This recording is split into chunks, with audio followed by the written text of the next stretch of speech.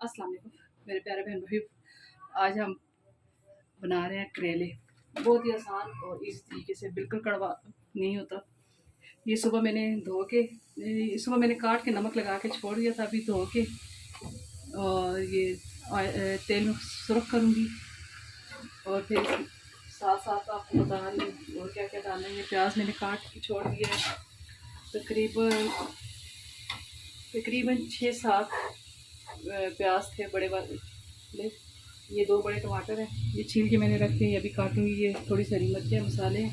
अभी ये सुरख कर लें करेले। जब सुरख हो जाए तो फिर मैं आपको बताती हूँ कि मैंने किस तरह बनाए हैं।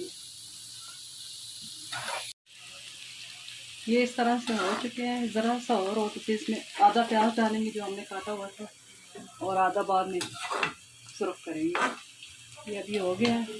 इसमें ये थोड़ा सा प्याज डालेंगे, इसकी वजह से इनकी जो कड़वाहट है वो ख़त्म हो जाती है।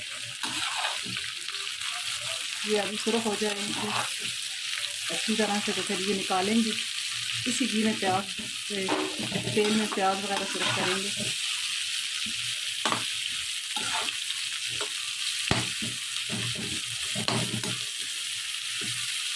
जब तक ये सुरख हो,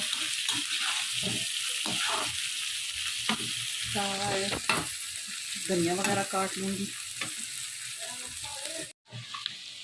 और ये देखें माशाल्लाह से ये सुरख हो गए। ये अब निकालेंगे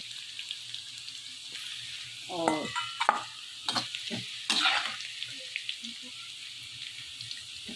इसमें प्याज डालेंगे। ऑयल यही ज़्यादा है, वो काफ़ी है। नमक हमने कम डालना है क्योंकि इसमें नमक होता है।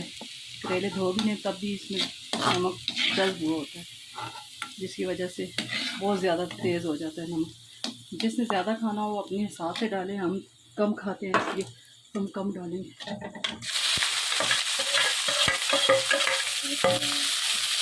प्याज सुरख होगा, धीमी आंच पे करेंगे प्याज सुरख, फिर मसाले डालेंगे। करेले हो गए। ये देखें 1 किलो करेले थे, 1 किलो में से ये निकली। और ये तकरीबन आधा किलो, पौना किलो प्याज का, आधा किलो टमाटर से, 8-9 मछली थी जिसमें से 10-12 मछली थी जिसमें से 2-3 काट ली है, बाकी ये साबुत डालेंगे। ये नमक लिया है आधी चम्मच छोटी वाली, ये 2 चम्मच मिर्ची है और आधी चम्मच हल्दी है। बस यही मसाले जाएंगे, इसमें और कुछ नहीं जाता क्योंकि ये खुद गर्म है, इसमें और मसाले नहीं डाले जाते गर्म।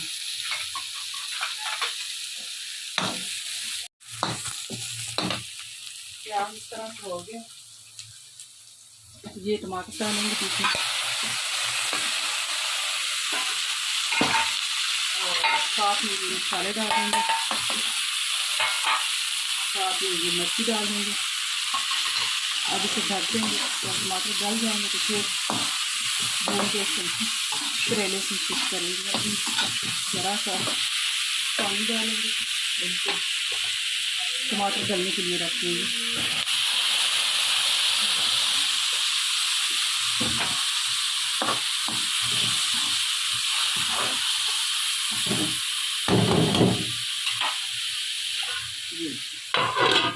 टमाटर जब तक गलेंगे, ये देखें बिस्मिल्लाहिर्रहमानिर्रहीम,